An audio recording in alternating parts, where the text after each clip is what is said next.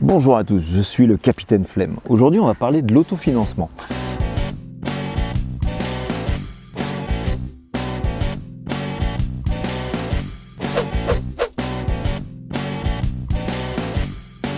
Qu'est-ce que l'autofinancement? L'autofinancement, finalement, c'est quand on se finance soi-même. Alors, c'est valable pour nous, les particuliers, parce on nous appelle aussi, selon l'INSEE, des ménages, mais c'est aussi valable pour les entreprises. Eh bien, tout simplement, l'autofinancement, vous avez 10 000 € sur votre compte en banque, vous avez décidé d'acheter une voiture à 5 000 €, vous vous financez vous-même, pas besoin d'emprunter pour acheter la voiture, vous avez déjà les sous. Finalement, ça vient résonner avec ce que je vous avais raconté autour de l'épargne.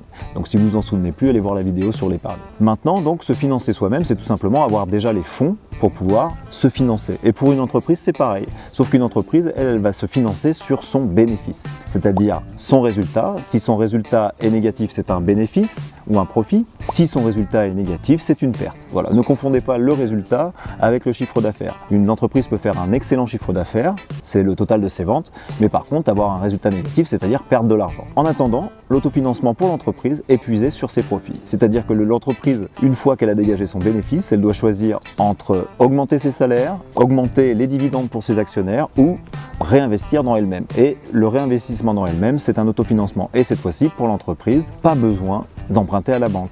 Ce qui nous amène à la création monétaire. Lorsque l'on se finance soi-même, on n'a pas besoin d'emprunter et donc pas besoin de faire appel à la Banque Centrale Européenne, eh bien il n'y a pas de création monétaire. Donc dans le cas de l'autofinancement, comme dans le cas du système interbancaire quand les banques se prêtent entre elles, il n'y a pas de création monétaire. Il faut vraiment faire appel à la BCE, à la Banque Centrale Européenne, pour qu'il y ait création monétaire. Finalement, en économie, ce qu'on appelle l'autofinancement, ça s'appelle aussi le financement interne direct. Pourquoi? Parce que c'est en interne, propre à l'entreprise ou au particulier, et c'est direct, c'est puisé directement, soit sur les bénéfices pour l'entreprise, soit sur le compte pour le particulier. C'est du financement interne direct. Alors que quand on fait appel à une banque, on appelle ça du financement externe indirect. Indirect, pourquoi? Parce qu'il y a un intermédiaire, la banque, et externe, parce que c'est en dehors de nos comptes bancaires ou en dehors de l'entreprise.